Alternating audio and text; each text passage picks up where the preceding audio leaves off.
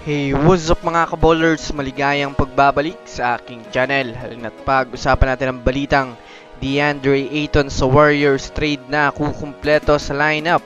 At ang balitang Stephen Curry, wala pa rin balak si Coach Steve Kerr na ilagay siya sa bench. Tara na't pag-usapan natin yan dito sa Basketball Hot Shots.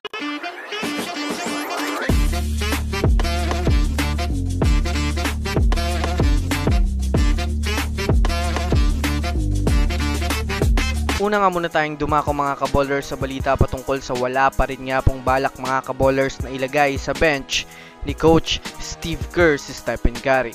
Alam naman nga po natin sa ngayon mga kaballers na hindi naging maganda mga kaballers ang naging performance ni Stephen Curry dahil na rin naman mga kaballers na nakapagtala nga lang siya mga kaballers ng 3 points kontra sa South Sudan. Kaya naman nga po mga kaballers, maraming mga analysts ang nagsasabi kay Coach Steve Kerr na kapag hindi nga daw maganda ang performance ng ilan sa kanilang mga player ay bigyan nga daw ng panahon ng ibang mga superstar. Ibig sabihin nga po mga kaballers, kapag nga daw nakikita na nga pong hindi maganda ang ipinapakitang laro ni Stephen Curry sa umpisa pa lang ay maaaring ilagay na rin naman nga daw ito mga kaballers sa bench. Ngunit sa naging pahayag nga po mga kaballers ni Coach Steve Kerr, wala nga daw po siyang balak na limitahan ang minuto ni Stephen Curry dahil kahit man nga daw maalat ang laro ni Steph ay nagagampanan niya naman nga po mga kaballers ang kanyang role bilang isang point guard sa hardcourt. Mataas nga daw ang tiwala niya kay Steph na makakabawi nga daw ito sa mga susunod na laro.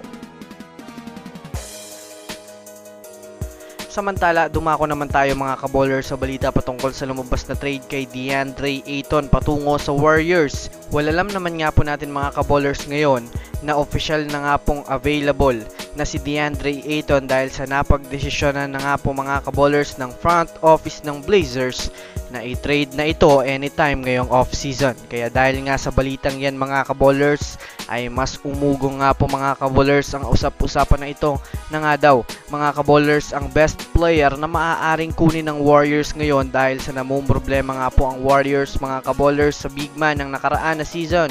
Kung matatandaan nyo, ayon pa nga mga kaballers sa mga NBA analysts, mas babagay nga daw itong si DeAndre Ayton sa Warriors dahil sa pagiging aggressive nito sa rebound, sa depensa at maaasahan pagdating sa puntos. Makukuha nga daw mga kaballers ng Golden State Warriors itong si DeAndre Ayton sa pamamagitan ng pagbitaw nila mga kaballers kay Andrew Wiggins at Moses Moody na kung susumadayan natin mga kaballers, mas makakatipid pa ang Warriors sa mga player. Bukod pa dyan, kapag nakuha nga po ng Warriors itong si Ayton ay mas lalakas na nga po ang kanilang front court para sa susunod na season. So that's it for today's video mga kaballers. Yan lang ang ating pag-uusapan sa ngayon. Pindutin na ang subscribe and hit nyo na rin ang notification bell para sa mga susunod na updates sa mundo ng basketball. Again, this is Basketball Hot Shots. Thanks for watching.